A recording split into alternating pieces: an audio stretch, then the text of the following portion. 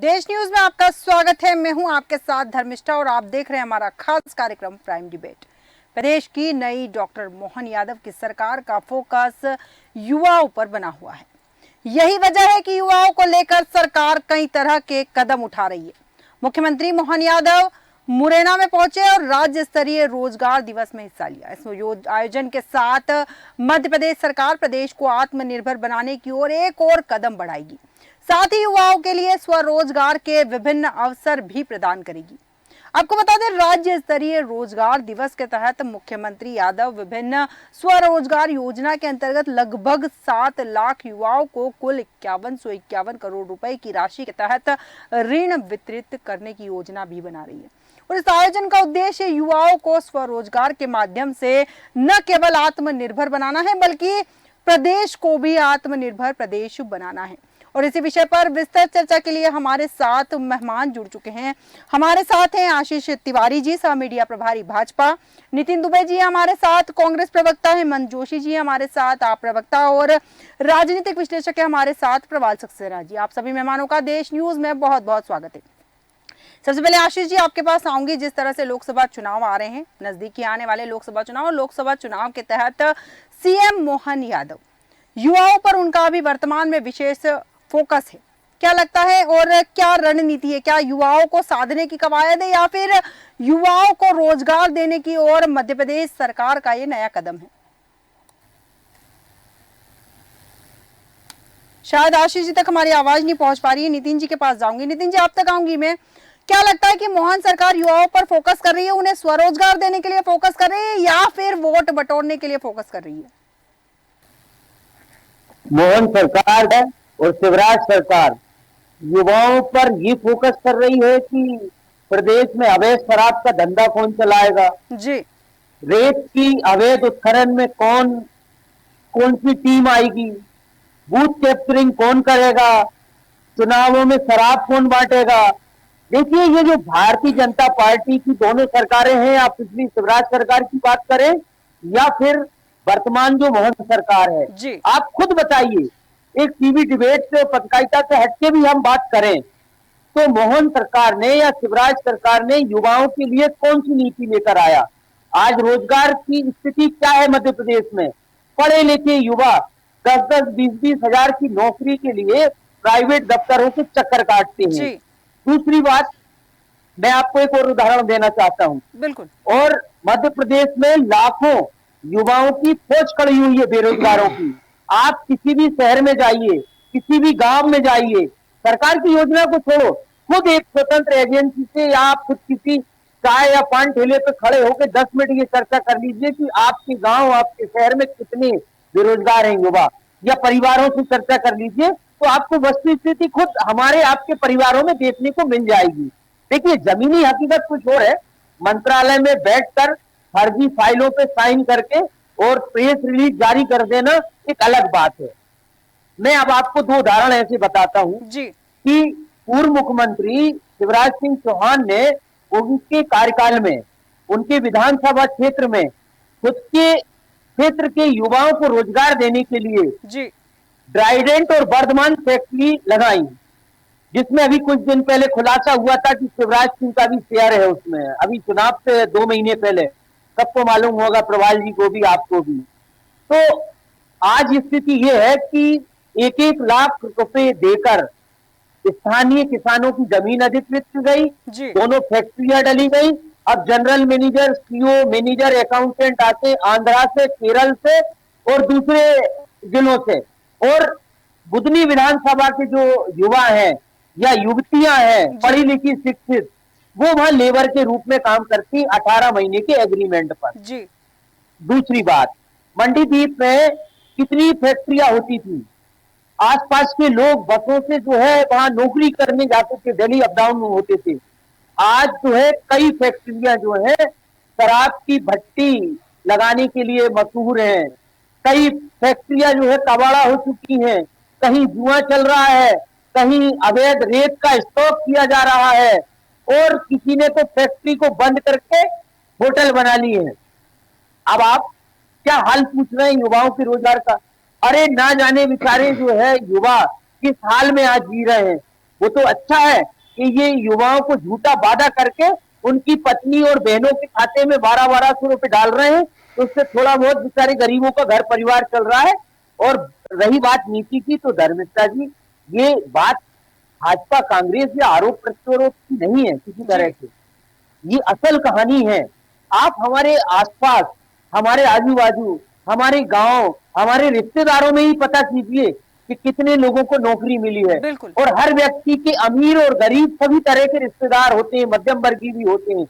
आप उनसे पता कीजिए कि आपका बेटा जो मैंने छोटा देखा था 10वीं क्लास में, वो आज क्या कर रहा है। वो कहेंगे भैया बीएससी कर ली है, बस यहीं कहीं गया होगा, गांव में यहीं सिटी में कहीं होगा। तो जब हमें रोजगार महसूस नहीं हो रहा है, तो ये कागजों पे कागजी चीटे दौड़ाने से क्या मतलब है धर्मिष्ठा जी, मुझे समझ नहीं आता। बिल्कुल बिल्कुल, बहुत सही बात कही आपने कि युवाओं को रोजगार नहीं मिल रहा है और यहाँ पर केवल कागजी कार्रवाई हो रही है।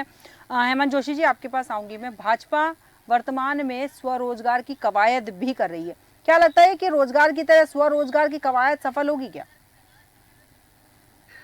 देखिए, मध्य प्रदेश रोजगार पोर्टल में 41 लाख बेरोजगार रजिस्टर्ड है। जी। मतलब जो बेरोजगारों की संख्या है बहुत ज्यादा है। बिल्कुल। यदि मध्य प्रदेश सरकार 7 लाख लोगों को स्वरोजगार के लिए ऋण भी देती है, तो वो ऋण की क्या शर्तें हैं और इसका भाग कितना हुआ? 41 लाख में से सिर्फ 7 लाख, बिल्कुल। मतलब 16% लोगों को आप देने की कोशिश कर रहे हो। और नौकरियों को 8 साल हो गए, 8 साल से कोई नौकरियां नहीं मिल रही है, बेरोजगार पे बेरोजगार होते जा रहे हैं। उनका उनका टाइम पीरियड हो रहा है, उनकी और एज होती जा रही, तो नौकरियां मिल नहीं रही है। और सबसे बड़ी बात, यदि प्रदेश में फॉरेन इन्वेस्टमेंट नहीं आएगा, इन्वेस्टमेंट दूसरी जगह से नहीं आएगा, तो रोजगार नहीं बढ़ेंगे, फैक्ट्रियां नहीं लगेगी, रोजगार व्यवसाय नहीं बढ़ेगा, तो नौकरियां नहीं मिलेगी, नौकरियां नहीं मिलेगी तो बेरोजगार ऐसा कैसे घूमता रहेगा।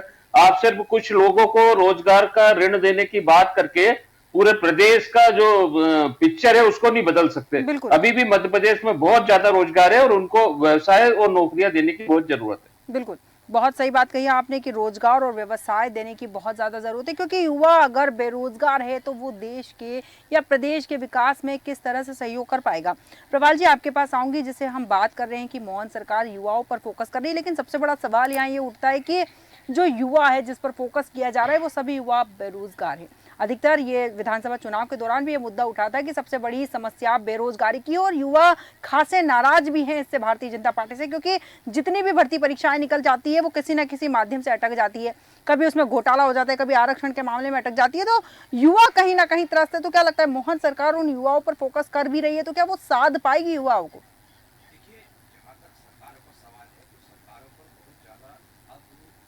आज की जनरेशन को या अब जो नई व्यवस्था है उसको बहुत ज़्यादा निर्भर रहने की जरूरत नहीं है। बिल्कुल। क्योंकि देखिए, स्वरोजगार जो है वो बहुत बड़ी बात है। और सबसे बड़ी बात ये है कि जो हमको अपनी पीढ़ियों से, अपनी जो है वो विरासत से हमको जो रोजगार मिले थे, हमने उनकी तरफ ध्यान नहीं दिया। अर्थात गांव में जो युवा है वो शहरों की तरफ पलायन करता है, जबकि गांव में वो अपनी जो खेती बाड़ी थी उसकी तरफ उसका ध्यान खत्म हुआ। देखिए, कुम्हार ने जो है मटके बनाने छोड़े हैं, दर्जी ने अपना काम छोड़ा, और जो आपके पैतृक कार्य थे आपने उस तरफ ध्यान देना छोड़ दिया, सिर्फ नौकरी के लिए और नौकरी के लिए। आपको आत्मनिर्भर बनाने की बहुत जरूरत है। आज जो है आप देखिए, जो मुख्य काम जिनके होते थे, लोहार ने लोहारगिरी छोड़ दी। तो तमाम जो आपको जो संस्कारों में और आपको विरासत में जो काम मिले थे, आपने उन सब कामों को तिलांजलि दे दी और आपको शहर की हवा लगी, और शहर की चकाचौंध में आप जो है इस तरह हुए कि अब आपको शहर के अंदर आपको जो है यहाँ पर चौकीदारी करना पसंद है, रात में आप वॉचमैन बनना पसंद है, लेकिन आपका जो खुद का काम था, आपको जो विरासत में मिला था, आपको जो आपकी खून में जो चीज़ थी उसको आपने त्याग दिया। तो आपने एक तरह से अपने काम का भी प्लान किया और अपने पेशे के साथ भी, और अपने जो आपकी धरोहर थी उसके साथ भी आपने बेइंसाफी की। अब नौकरियां, बात सही है, बढ़ती जनसंख्या में हर व्यक्ति को नौकरी मिलना इतना आसान नहीं है। बिल्कुल, ये बात सही है कि जो योजनाएं बनती हैं वास्तव में कागज बनती है, कागज पे दम तोड़ देती हैं। बिल्कुल। लेकिन ये आंकड़े बता रहे हैं, वो उन आंकड़ों पर न जाते हुए हमको आत्मनिर्भरता की तरफ बढ़ना पड़ेगा, स्वरोजगार की तरफ बढ़ना पड़ेगा, और उसके लिए हमको अपनी जो जमीन थी जिसको हम छोड़ चुके हैं, उस जमीन को पुनः प्राप्त करना पड़ेगा। अर्थात हमको अपने ही क्षेत्र में रह के हमें पलायन करने की जरूरत नहीं है, हमको अपने क्षेत्र में भी बहुत काम कर सकते हैं। और अब बहुत सारी जो है अच्छी चीज़ें आ गई हैं। आजकल जो देखिए नेट के माध्यम से भी रोजगार कर रहे हैं लोग।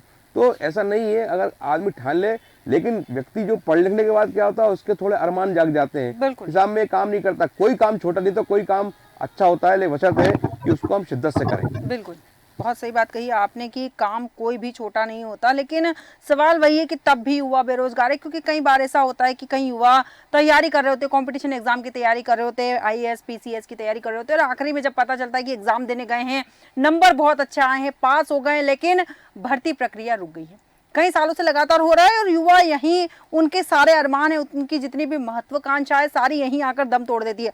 आशीष तिवारी जी इस वक्त हमारे साथ जुड़ चुके हैं। आशीष जी, जिस तरह से कहा जा रहा है कि 7 लाख युवाओं को स्वरोजगार दिया जाएगा, इन 7 लाख युवाओं को स्वरोजगार से जोड़कर क्या लगता है कि जो बेरोजगारी वाला जो सिस्टम है, इसे कम किया जा सकेगा? देखिए, निश्चित तौर पर युवाओं के लिए मध्य प्रदेश की सरकारें लगातार से काम कर रही हैं। मध्य प्रदेश में भारतीय जनता पार्टी की पिछले 18 वर्षों से जो हमारी सरकार रही, उस सरकार ने लगातार काम किया है। और मैं ये कहना चाहता हूँ कि रोजगार को पहले तो हमें समझना पड़ेगा कि केवल रोजगार नौकरी नहीं होता जी। यदि हमें व्यवसाय के माध्यम से भी काम करने को मिल रहा है और व्यवसाय के माध्यम से भी सरकार चाहती है कि हमारे युवा काम करें, तो वो भी एक रोजगार है। इस बात को हमें समझना पड़ेगा। साथ ही साथ एक बात और समझनी पड़ेगी कि युवाओं को कुछ नया करने के लिए सरकार की मदद, तो आपने देखा कि पिछले दिनों लगातार युवाओं के कल्याण के लिए हमारी सरकार ने बैंकों के माध्यम से ऋण देने का काम किया और लगातार ये प्रयास किया कि हमारे युवा स्वरोजगार की ओर बढ़े और स्वयं कर्मचारी ना होकर स्वयं अधिकारी बनकर अपनी दुकान को बढ़ाएं और कई लोगों को रोजगार दें। ये व्यवस्था बनाने के लिए हम सरकार ने प्रयास किया। फिर माननीय हमारे मुख्यमंत्री शिवराज सिंह चौहान थे, उस समय हमारी सरकार थी और उस समय हमने एक योजना बनाई थी, मुख्यमंत्री सीखो कमाओ योजना, जिसके अंतर्गत भी लगातार हमने प्रयास किया कि लोगों को रोजगार मिले। और लगभग 8,63,000 से अधिक युवा ऐसे थे जो पंजीकृत हुए थे उस समय पर, और 16,000 से अधिक प्रतिष्ठानों में लगभग 68,000 से अधिक पदों पर पंजीकृत हो गए थे युवा। तो मुझे ऐसा लग रहा है कि आने वाले समय में और अधिक लोगों को रोजगार मिलेगा और हमारी सरकार ने कोई भी योजनाएं बंद नहीं की है, बल्कि हम प्रयास कर रहे हैं कि उन योजनाओं को आगे बढ़ाएं। और भी जो हमारी नई योजनाएं बनाएंगे उसमें भी हमारा ये प्रयास है कि अधिक से अधिक युवाओं को काम मिल सके, चाहे वो नौकरी के माध्यम से हो या स्वरोजगार के माध्यम से। बिल्कुल बिल्कुल। आशीष जी पुनः आऊंगी आपके पास। नितिन दुबे जी आपके पास आऊंगी। जैसा कि आशीष जी ने कहा कि हमारी सरकार ने कोई भी योजना बंद नहीं करी है और युवाओं को रोजगार देना उनका मकसद है। उन्होंने कोशिश करी है कि युवाओं को मालिक बनाया जाए। क्या कुछ कहेंगे इस पर? मालिक कैसे बना दोगे आप?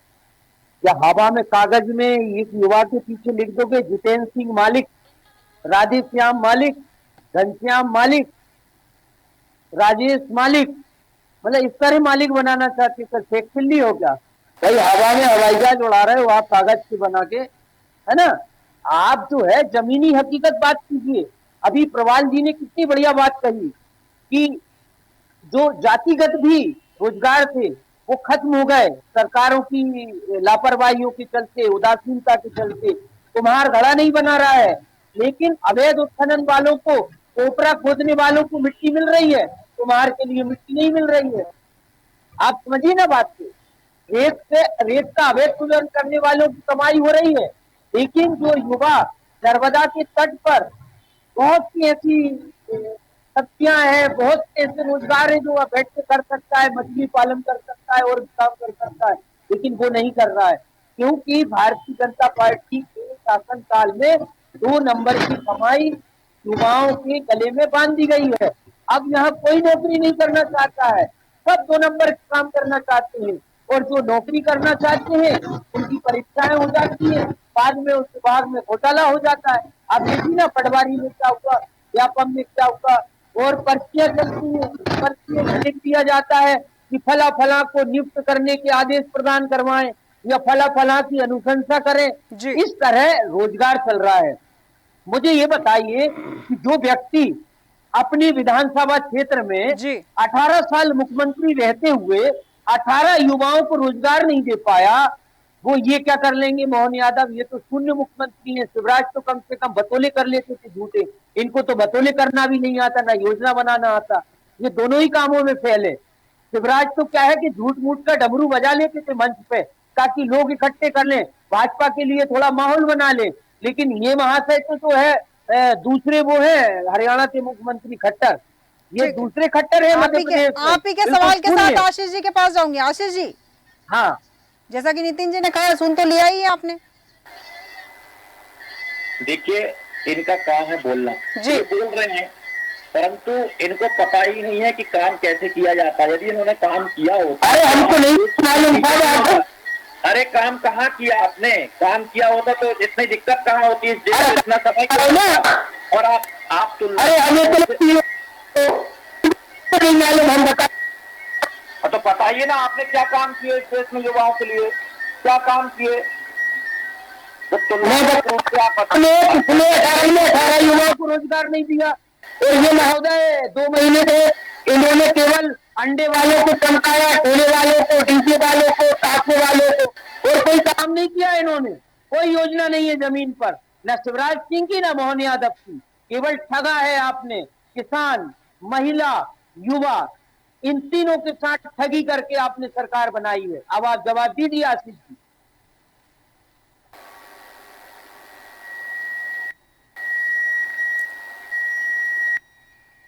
शायद आशीष जी तक हमारी आवाज नहीं पहुंच पा रही है, हम पुनः आशीष जी संपर्क करने की कोशिश करेंगे। हेमंत जी, आपके पास आऊंगी। जैसे कि कहा गया है कि रोजगार की बात हो रही है और युवाओं को, जैसा कि आशीष जी ने कहा भी है कि हमने जितनी भी योजनाएं चलाई है, सीखो कमाओ योजना के तहत भी कई लोगों को रोजगार देने की कोशिश की और कई लोगों को रोजगार मिला, तो कमी कहाँ रह गई है? फिर बेरोजगार कौन है? देखिए, बेरोजगार है यदि कोई बच्चा एमटेक किया है या एमबीबीएस किया है, जिसको 40 से 50 हजार का वेतन मिलना चाहिए, आप उससे 10 हजार का काम कराओगे तो ये क्या जस्टिस है? यदि उसने 5 साल मेहनत करी है, कोचिंग क्लास करी है, इतनी मेहनत करके वो सोचा कि मैं अच्छे तरह से आत्मनिर्भर बनूंगा, मेरे परिवार को पालूंगा, मेरे को 50,000 रुपए तनख्वाह मिलना चाहिए क्योंकि इतना मेहनत करके उसने पास किया। आप 10,000 का रोजगार देके उसको क्या बहुत बड़ा वो एहसान करेंगे? ये भी एक तरह की बेरोजगारी है कि जितना कैलिबर आदमी है उस हिसाब से उसको रोजगार नहीं मिलता। और सरकार के पास तो पैसा ही नहीं है, पहले ही मध्य प्रदेश कंगाल हालत में, ये कहां से पैसा लाएंगे? इनके पास ना रोजगार के लिए पैसा होगा, ना योजनाओं के लिए पैसा होगा, ना विकास के लिए पैसा होगा। मध्य प्रदेश यूं ही बीमारू राज्य की श्रेणी में है।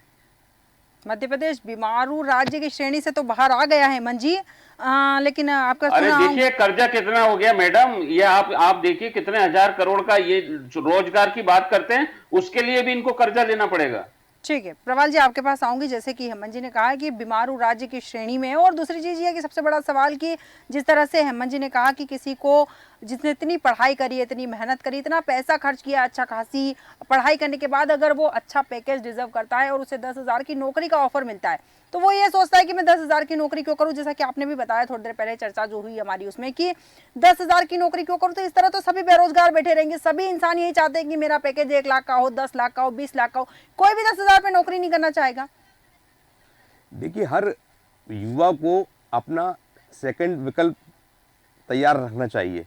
जरूरी नहीं है कि हम एक ही उस पर निर्भर रहें और उस पर ही करते रहें काम। क्या ज़रूरत है कि हम उसके साथ साथ दूसरे काम नहीं कर सकते? आज कोचिंग जो बच्चे पढ़ा रहे हैं वो भी वो भी एक स्वरोजगार है, और जो पढ़ रहे हैं उसके लिए कर रहे हैं।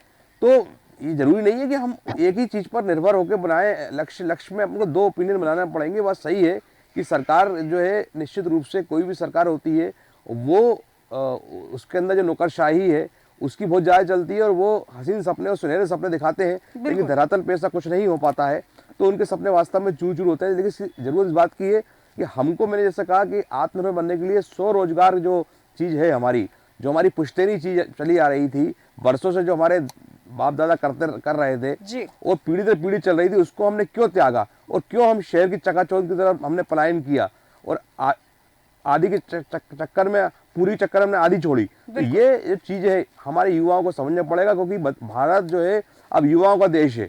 यहाँ पर जो है आबादी जो है युवाओं की ज्यादा है, और आज का युवा बहुत समझदार है। वो अपने सब कुछ अपने सपने खुद बनाता है, उनको पूरा करता है। बिल्कुल। तो आज जो है हर चीज पर हमें सरकार पर निर्भर रहने की भी जरूरत नहीं है। बहुत सही बात कही आपने कि हर चीज के लिए भी सरकार पर निर्भर रहने की जरूरत नहीं है। और दूसरी सबसे बड़ी बात आपने जो कही कि दूसरा ऑप्शन लेके रखना चाहिए, इसलिए रखना चाहिए क्योंकि जरूरी नहीं है कि जो हमने सोचा है वो मिल जाए, क्योंकि हमें दूसरा ऑप्शन इसलिए भी रखना चाहिए क्योंकि हम पर कई सारी जिम्मेदारियां होती है और युवा देश का भविष्य, उन्हें अपना सेकेंड ऑप्शन लेकर चलना चाहिए। नितिन दुबे जी, आपके पास आऊंगी। सरकार का उद्देश्य है आत्मनिर्भर प्रदेश बनाना। आपको क्या लगता है कि सरकार कितनी सफल होगी इसमें? देखिए, ये सब अपने आप को आत्मनिर्भर बना रहे हैं, जी अपने बच्चों को, अपने परिवार वालों को। अब इनके हाल ये है कि मंत्री बने 1 महीना नहीं होता है और भतीजा जो है 100 डंपर खरीद लेता जी है। भैया मुख्यमंत्री बनते हैं, काका का बेटा जो है 150 डंपर खरीद लेता है, नोट गिनने की मशीनें आने लगती। इधर चाचा शपथ ले रहे हैं, उधर भतीजा दिल्ली चला गया है नोट गिनने की मशीन लेने।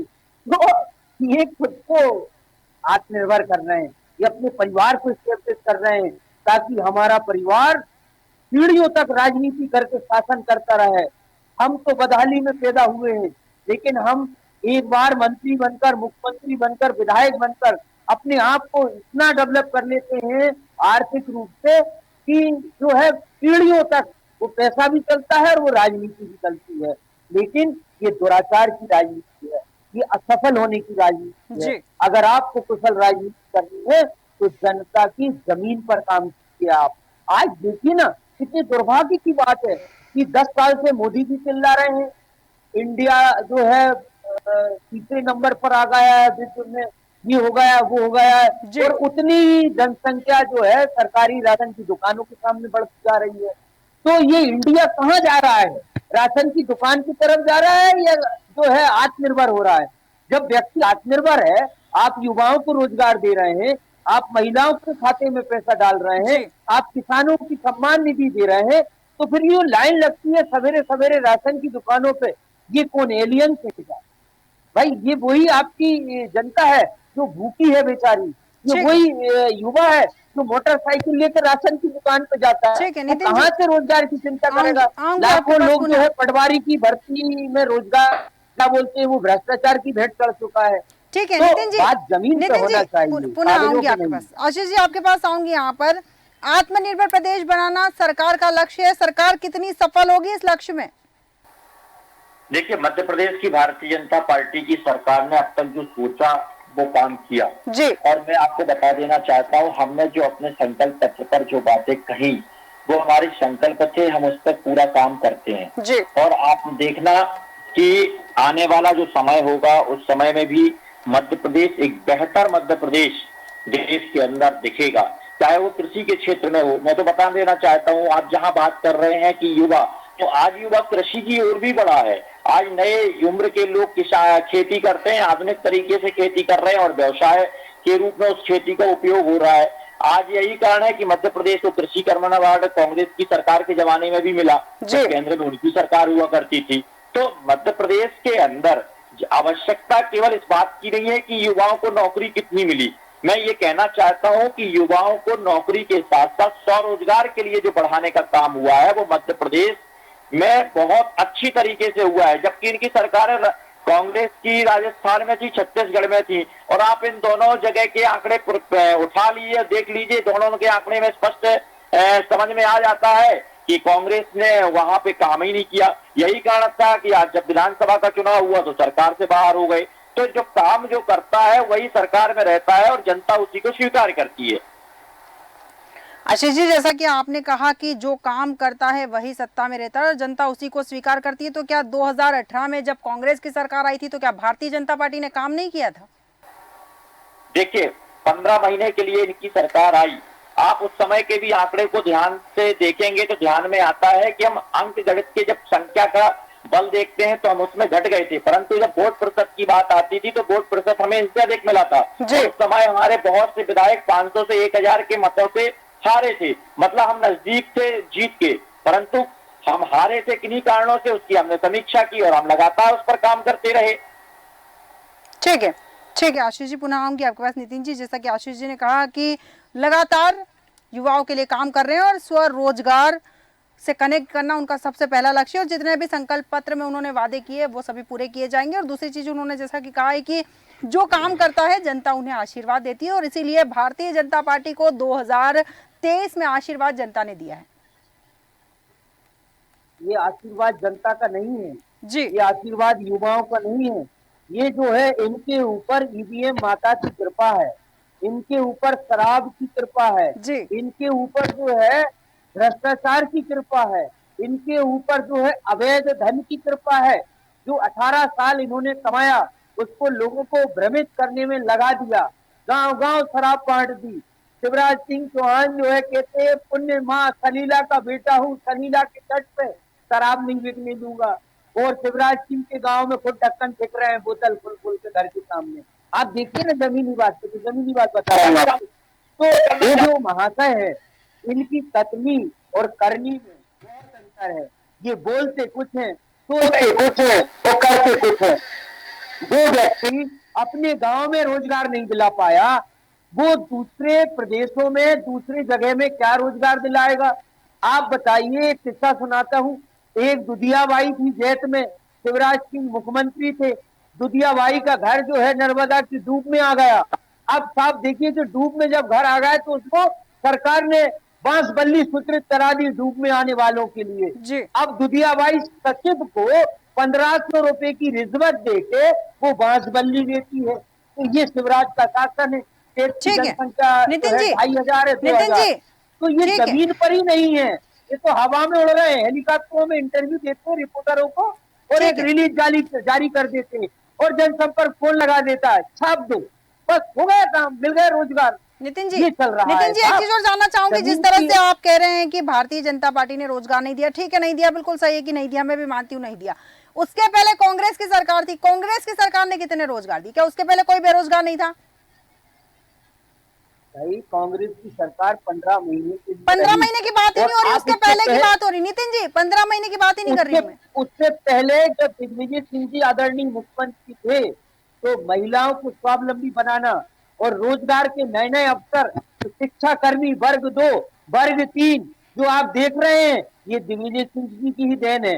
जो आप महिलाओं को आज सरपंच बनते देख रहे हैं, पंच बनते देख रहे हैं, वो दिग्विजय सिंह जी की देन है। इतिहास को नितिन जी, उठाइए, आप इनकी सवाल बातों नहीं में समझे, कहाँ मैं लगे वही आप? पूछ रही हूँ। है उस ना? समय क्या लोग बेरोजगार नहीं थे? मैं वो जानना चाह रही हूँ बस।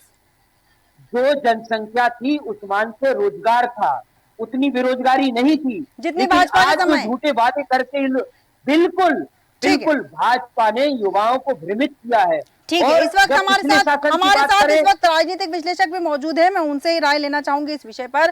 सक्सेना जी, आपके पास आऊंगी। जिस तरह से हमारे कांग्रेस प्रवक्ता का कहना है कि हमारी जब सरकार थी, 15 महीने की बात नहीं करूंगी, उसके पहले जब कांग्रेस की सरकार थी तो उनका कहना है कि उतनी बेरोजगारी नहीं थी जितनी भारतीय जनता पार्टी के समय है। देखिए, बेरोजगारी जनसंख्या पर निर्भर हो रही है। जी। जनसंख्या जिस तरह से बढ़ रही है और उस अनुपात में बेरोजगारी भी बढ़ रही है, इसमें कोई शक नहीं है। लेकिन मैं फिर अपनी बात को दोहराऊंगा जी। कि बेरोजगारी अगर कोई बढ़ रही है तो उसके समाधान भी हैं, उसको पर ध्यान क्यों नहीं दिया जा रहा है। मैंने आपसे फिर कहा बिल्कुल। कि अगर हम अपनी जड़ों में जाएंगे तो हम देखेंगे कि बहुत हद तक हम लोगों ने अपनी इच्छाएं बढ़ाई हैं, अपनी जो है वो खर्चा अठन्नी रुपये खर्च कर रहे हैं अपन। तो जिस तरह से जो भौतिक सुख सुविधाएं हैं, जिस तरह से हम बढ़ रहे हैं, जी। तो उस हिसाब से खर्चे भी अनाप शनाप हम कर रहे हैं। तो हम उसको प्राप्त करने के लिए जो है हम ये तमाम चीज़ें कर रहे हैं। ये बिल्कुल। निश्चित रूप से ये दोनों बातें अलग हैं। लेकिन रोजगार मिलना चाहिए, सरकार का दायित्व है कि वो अगर उसके प्रदेश में पढ़े लिखे नौजवान हैं तो उनका किस तरह से उपयोग करे, तो ये सरकार का काम है। लेकिन उस हिसाब से लोगों को रोजगार नहीं मिल रहा। बिल्कुल, इसीलिए शायद आत्मनिर्भर मध्य प्रदेश बनाने के लिए स्वरोजगार की तरफ बढ़े हैं। और मैं समझता हूँ कि स्वरोजगार की तरफ अगर बढ़ रहे हैं तो हमारे युवाओं के लिए एक अच्छी बात है कि वो पुनः अपनी जमीन को तलाश सकते हैं और उस पर बिल्कुल। अपना आशियाना बना सकते हैं। बिल्कुल सही कहा आपने कि प्रदेश सरकार अगर स्वरोजगार की ओर बढ़ रही है तो अच्छी पहल है कि युवाओं को मजबूत बनाने की एक कोशिश जो प्रदेश सरकार कर रही है वो बहुत अच्छी है। आशीष तिवारी जी, नितिन दुबे जी, हेमंत जोशी जी और प्रवाल सक्सेना जी, आप सभी मेहमानों का बहुत बहुत धन्यवाद हमारे साथ विस्तृत चर्चा में शामिल होने के लिए। आत्मनिर्भर प्रदेश बनाना सरकार का लक्ष्य है और सरकार का कहना है कि आत्मनिर्भर युवा तो आत्मनिर्भर प्रदेश। आत्मनिर्भर बनाने की ओर मध्य प्रदेश सरकार एक और कदम बढ़ा रही है। अब देखना दिलचस्प होगा कि इस कदम का कितना असर होता है। हमारे आज के खास कार्यक्रम में इतना ही। बने रहिए देश न्यूज के साथ।